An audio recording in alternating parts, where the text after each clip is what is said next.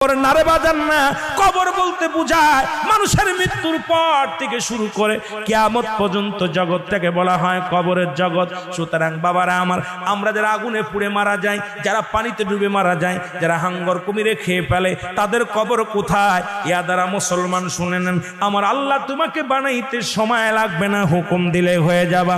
সুতরাং মৃত্যুর পর থেকে শুরু করে কিয়ামত পর্যন্ত জগৎটাকে বলা হয় কবর।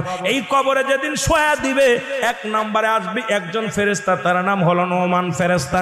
মুসলমান শুনে নেন, আমরা জানি কবরে শোয়ানো পর মুনকার নেকির আসবে। এই ভাইরা আমার, মুনকার নেকির আসার আগে নোমান ফেরেশতা আসবে, কবরে ঢুকে যাবে। সব মুসলমান ডাকতে বলবে, ভাই ওঠো, তোমার ভিতরে রূহটা দেয়া হলো। আজরাইল আলাইহিস সালাম রূহটা বাইর করেছে, আমার আল্লাহ তোমাকে জানটা দিয়েছিল, এটা কবজ করেছে। এখন আমি তোমার দুজন কেরামন কাতিবিন, দুপাশে দুজন ফেরেশতা ছিল, তারা তোমার আমলনামাটা লিখে রাখছে, ভালো মন্দ